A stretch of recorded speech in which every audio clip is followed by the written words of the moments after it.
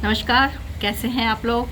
Hopefully अच्छे होंगे, अपने काम से और अपनी लाइफस्टाइल में और अपने हर चीज़ में इन्वॉल्व होंगे। मज़ा आ रहा होगा। कोरोना तो है पर ठीक है, फिर भी आइए मैं आपका स्वागत करती हूँ अपने चैनल में, विशाखा कुमारा, जो कि इस चैनल में आपसे हमेशा बात करती आई है एस्ट्रोलॉजिकल पॉइंट ऑफ व्यू से। वो चैनल है कुमाराज एस्ट्रोलॉजी वर्ल्ड। आप सभी कैसे हैं? अच्छे हैं? चलिए अब हम बात करेंगे। अभी तक हमने बहुत सारी बातें अपने बारे में करी है, खूब सारी बातें करते आए हैं हम और आगे भी करेंगे, सब अपने बारे में ही बात करेंगे।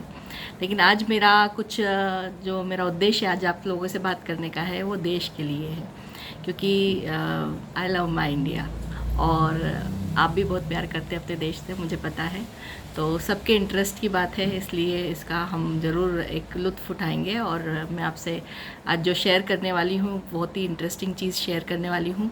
और उसमें आपसे मैं ये बात करूँगी कि जो चाइना के साथ में अभी भारत की जो ये अनबन शुरू हुई है और ये सब चीज़ें जिस तरह का माहौल बन गया है, 1-2 दिन पहले सारे उनके हमने ऐप जितने भी थे वो सारे के सारे बंद कर दिए, बैन कर दिए। और बहुत अच्छा लगा हमें ये वाला उनको एक जवाब देकर। तो इसी जो देशभक्ति की भावना है, इसी देशभक्ति की भावना में मैं आपसे बात करूंगी कि जो भी हालात चल रहे हैं उसमें आखिर होना क्या है।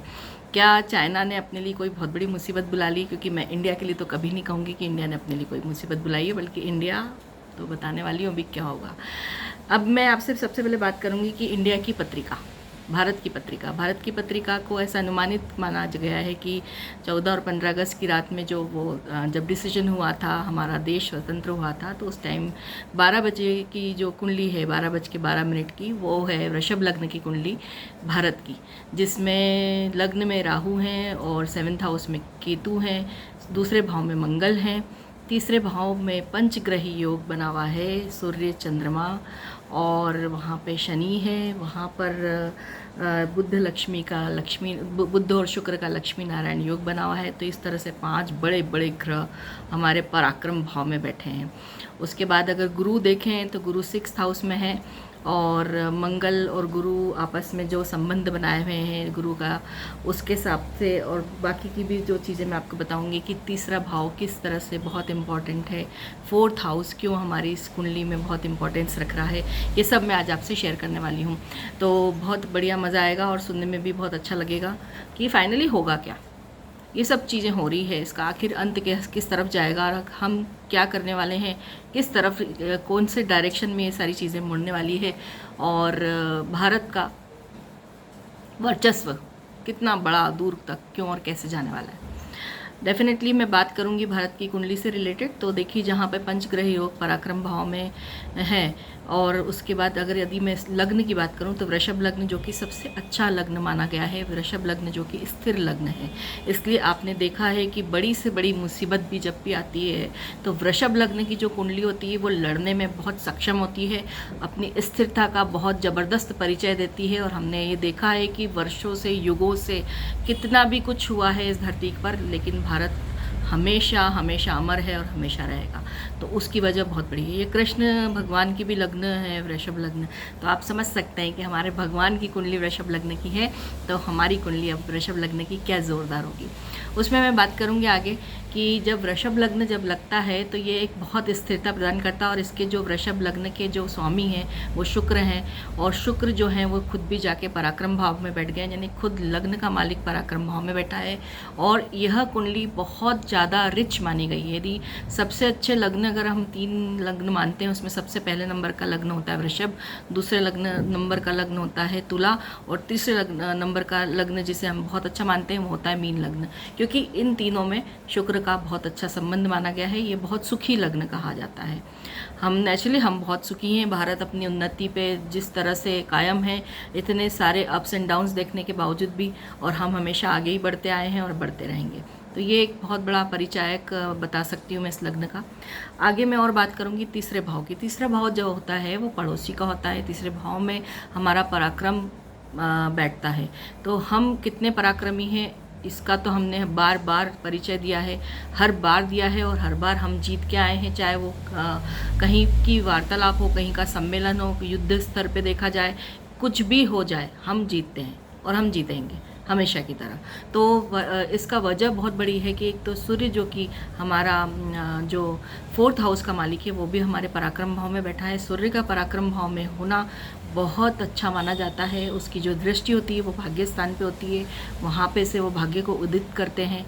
दूसरा चंद्रमा है, जो चंद्रमा हमारे हैं वो भी कर्क राशि में 3rd हाउस में बैठे हैं। कर्क राशि बहुत ही जली तत्व की राशि है, बहुत फ्लेक्सिबल होती है और उनका जो निर्णय क्षमता होती है वो बहुत अलग मानी गई है।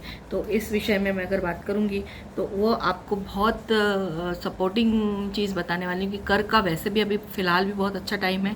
गुरु की पोजीशनिंग बहुत अच्छी हो गई 30 जून से, और वैसे भी कर्क राशि उसकी जब बात की जाए तो वह बहुत अच्छी राशि मानी गई है। दूसरे समस्याओं को अगर देखा जाए तो मोल्ड होना और बिल्कुल चातुर्यता से अपनी नीतियों से, चीज़ों से बाहर निकलने का उनमें बहुत साहस होता है।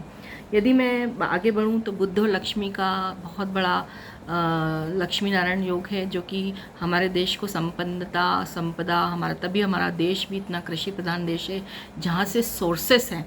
सोर्सेस होना बहुत अच्छी बात है, बहुत स्रोत हैं हमारे यहाँ चीज़ों के, और इसी वजह से बुद्ध लक्ष्मी की हमारे ऊपर बहुत बड़ी कृपा बनी हुई है। जो पंचम भाव का मालिक है वो भी बुद्धि स्थान का जो मालिक है वह भी पराक्रम में जाकर बैठा है। तो वो भी पराक्रम में जब लग्न के साथ कंजंक्शन में है, यानी आप समझ लीजिए कि लग्न को कितना सपोर्ट कर रही है चीज़ें, और लग्न जिसका स्ट्रॉन्ग मानते हैं वह पत्रिका सबसे अच्छी मानी जाती है। यानी यदि लग्नेश स्ट्रॉन्ग है तो पत्रिका का 100% आप समझ लीजिए दुर्गुण चला जाता है, यदि एस्ट्रोलॉजिकल पॉइंट ऑफ व्यू से बात करूं।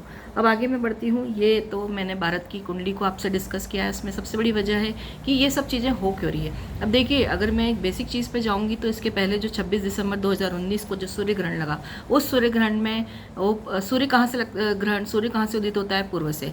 चाइना कहाँ की कंट्री है? पूर्व की कंट्री है।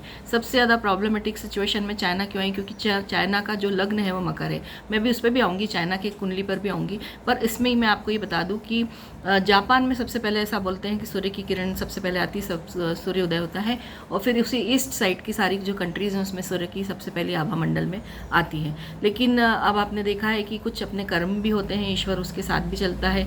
तो चाइना की कई चीज़ें जो है, जो कि बहुत ही बुरी लगी सबको, इस पूरे मानस पटल पे जो इस बार चाइना का जो एक रूप बना वो किसी को भी अच्छा नहीं लगा, जो बाद में सब चीज़ें हमारे सामने आई इस कोरोना की वजह से।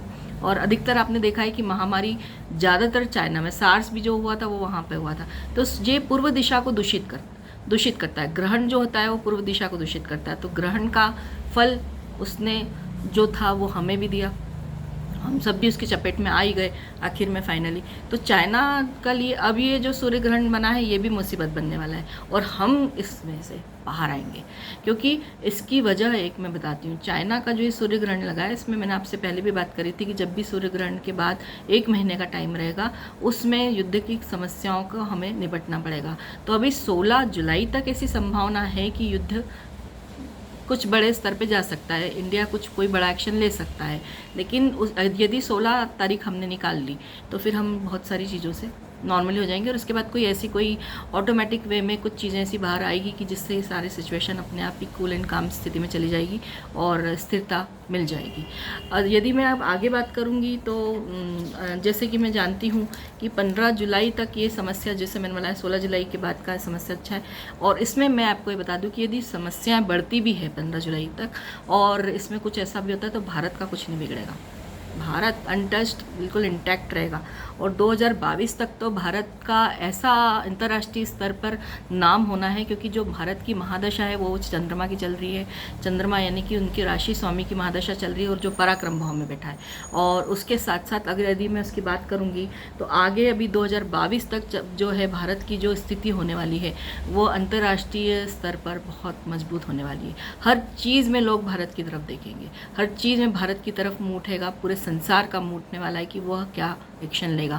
यानी भारत इस तरह से अब उदित होने वाला है, और भारत को ये सारी चीज़ों में जो आशीर्वाद मिल रहा है ये सूर्य से मिल रहा है, ये बाकी के सब ग्रहों से मिल रहा है।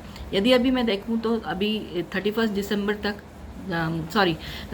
जुलाई तक अभी शुक्र जो है वो वृषभ में है, और लग्नेश का लग्न में बैठना बहुत सपोर्ट कर जाएगा। मतलब वो खुद ही अपने आप में इतने स्ट्रांग हो गए हैं कि कोई भी आ जाए ठीक है देख लेंगे।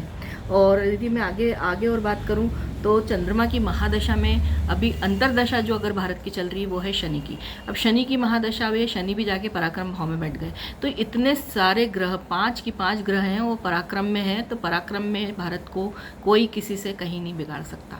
तो हम निश्चिंत होकर रहें कि यदि युद्ध होता भी है, जिसकी संभावना 15 तारीख तक है, यदि कोई बीच में अगर कोई रास्ता निकलेगा तो डेफिनेटली आजकल की कंट्रीज़ जो हैं वो जहाँ तक हो सकता है बैठक वार्ता से ही चीज़ों को निपटाने में कोशिश करते हैं, और इसी में फ़ायदा भी सभी का होता है, क्योंकि नुकसान होता है युद्ध, चाहे इस देश का हो चाहे उस देश से हो, सभी देशों के नागरिक उससे बिना काम के अननेसेसरी सफ़रर हो जाते हैं और वो अछूते नहीं रहते इन चीज़ों में। तो मैं यही कहूँगी कि इन चीज़ों से अगर बेहतरी इसी में कि हम आगे युवा वार्ताओं से बढ़ें। तो 16 तारीख तक का समय थोड़ा सा गड़बड़ मामला है, यदि वो हम पास ऑन कर लेते हैं तो नेचुरली हम लोग we will be winner, and in any case we will be winner. और मैं आपको ये भी बता दूं कि इन सब चीज़ों से एक बहुत बड़ा फ़ायदा भारत का होने वाला है कि भारत पीओके भी ले गया है आगे आके, ये बड़ी बातें नहीं है। और जहाँ जो अभी ये जिस लेक के ऊपर ये सब कहानी चल रही है, पेंगोंग लेक जो है, इस लेक का भी अधिपत्य भारत के पास में आएगा, निश्चिंत रहिए। और बिल्कुल मस्ती में आराम से भारत इस चीज़ को निकाल कर लाएगा, और मतलब ये एक बहुत बड़ा उदाहरण प्रकट होगा दुनिया के सामने कि भारत से पंगा लेना आसान नहीं है, ये बात तय है। यदि मैं आगे और भी बात करूं तो एक यही है कि यदि अब मैं चाइना की कुंडली चाइना की कुंडली जो है मकर लग्न की कुंडली, ज़्यादा मैं उसके डिटेल में नहीं जाऊंगी। और मकर लग्न की कुंडली में चंद्रमा उनके लग्न में ही बैठा है, और मकर लग्न की कुंडली पे अभी आप समझ सकते हैं ये मकर राशि पे अभी जो है 7.5 आई हुई है, उनका बीच का फेस चालू हुआ है, और ये डिफ़िकल्ट है बहुत, क्योंकि शनि महाराज हैं और वो अपने कर्मों का हिसाब किताब सब रखते हैं, चाहे वो देश हो, काल हो, परिस्थिति हो या मनुष्य हो, सबका वो अपना एक लेखा जोखा लेके बैठते हैं और वो सब निपटाते चलते हैं। तो आप निश्चिंत हो जाइए कि चाइना को फाइनेंशियल तो दे ही दिया है बूस्टअप बहुत बढ़िया गवर्नमेंट की तरफ से। कल परसों में हमारा जो एप्लीकेशन सारे बैन हुए हैं, और आगे अभी बिजनेस को लेकर भी ऑल ओवर वर्ल्ड में चाइना इज़ गोइंग टू सफ़र।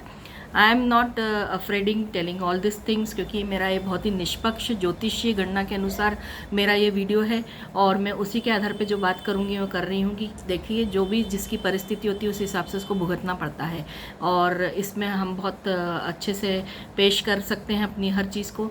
और उसमें देखा जाए तो 7.5 का जो सेकेंड फेज़ है वो चाइना का भी 2.5 साल का शुरू हुआ है जनवरी ऑनवर्ड्स, और अभी आने वाला 2.5 साल बहुत ही मुश्किल का पीरियड है चाइना को इन सब चीज़ों से निपटने का। उसमें उसके लिए फ़ायदेमंद यही रहेगा कि वह शांति बनाकर लोगों के साथ कोऑपरेट करे, और लोगों के साथ में अगर वो आगे बढ़ने की इच्छा रखेगा तो वो डेफिनेटली बहुत अच्छी स्थिति में रहेगा। अदरवाइज़ अगर वो युद्ध की स्थिति में आता है तो कहीं ना कहीं उसके लिए प्रॉब्लमेटिक सिचुएशन रहेगी। तो this was all about China और इंडिया, और इसमें हम जो है वो आखिरी में हर चीज़ लेके आएंगे। और इस वीडियो के लिए मेरे से बहुत रिक्वेस्ट की गई थी कि मैडम कुछ हमको अभी परिस्थितियां जो निर्मित हुई है और होना क्या है, अभी मैं भारत के जो फाइनेंशियल एस्पेक्ट्स है उस पर भी मैं बात करने वाली हूँ आपसे नेक्स्ट वीडियो में, कि हमारी भारत की आर्थिक स्थिति पे क्या प्रभाव पड़ना है, आने वाला समय कैसा है। और इसके साथ साथ मैं आपको एक बात और कहूँगी कि मुझे ये बात कहने में कोई वो नहीं है कि आप इस वीडियो को जितना हो सके शेयर करें। ये मैं चाहती हूँ कि इंटरनेशनल लेवल पे जाए और लोगों को पता पड़े कि हमारा भारत गोइंग टू विन, हर चीज़ में आगे बढ़ना है, भारत का नाम होना है, और ये चाइना तक भी जाएगा तो मुझे बहुत मज़ा आएगा।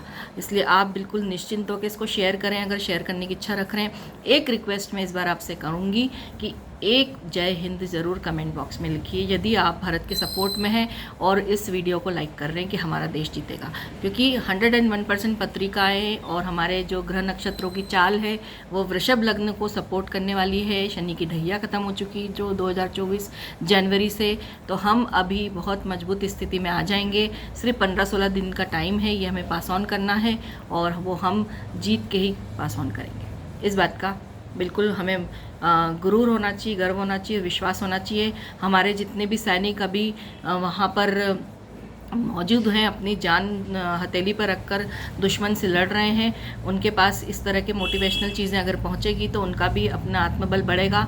इसलिए मेरी रिक्वेस्ट है कि आप जितना हो सके इस वीडियो को शेयर करें और इसको जितना दूर पहुंचाएं, इससे बहुत भला होना है उनका, और अपनी आत्मबल की पुष्टि के लिए ये चीज़ बहुत काम करेगी हम सभी का। दूसरा, यदि मैं बात करूँ तो ये कारण, इसके ऊपर मैं ज़रूर बात करूँगी कि इतना बड़ा कारण क्या बना। देखिए, जो प्रॉपर्टी का घर होता है वो होता है 4th हाउस, वहाँ के मालिक है सूर्य। यदि भारत की कुंडली में बात है, 5 नंबर की राशि सिंह राशि, और वह ग्रहण में ग्रसित हुई। ठीक है, इसलिए सारी कहानी हमारे सामने प्रॉब्लम हुई ज़मीन से रिलेटेड। इसलिए ज़मीन से रिलेटेड ये ग्रह नक्षत्र जो हमारे ग्रहण से बने, और अब ये जो समस्या हो रही है ये धीरे धीरे खत्म हो जाएगी। ग्रहण का जो प्रभाव है वो इस तरह से जाएगा, जैसा कि मैंने आपसे पहले भी कहा था और मेरी वो भविष्यवाणी सच हुई थी। इसलिए मैं अब आपको कह रही हूँ कि आगे भी आप लोग मेरे वीडियोज़ देखिए। मैं आपको बताने वाली हूँ कि भारत की आर्थिक स्थिति कहाँ तक संभलेगी, क्योंकि भारत की आर्थिक स्थिति से हमारी आर्थिक स्थिति जुड़ी है, हम जुड़े हैं, हमारा पूरा परिवार जुड़ा है। तो इस बार कुछ जय हिंद लिखने का मौका मिला है एक और बार, तो कृपया करके कमेंट बॉक्स में आप ये जय हिंद ज़रूर लिखिएगा। यदि आपको ये वीडियो पसंद आया है तो इसे शेयर भी करिए, लाइक भी करिए, और यदि आपने मुझे अभी तक सब्सक्राइब नहीं किया है तो please subscribe me. And yes, of course मैं एक चीज़ और बताना चाहूँगी कि लक्ष्मी उपाय मैंने पिछले भी 3-4 बार से बंद कर रखे हैं। मैं आने वाले वीडियोज़ में अब लक्ष्मी उपाय के साथ, नए लक्ष्मी उपाय के साथ आपके पास आने वाली हूँ। और तब तक के लिए बाय बाय, टेक केयर, बम बम भोले, बाय।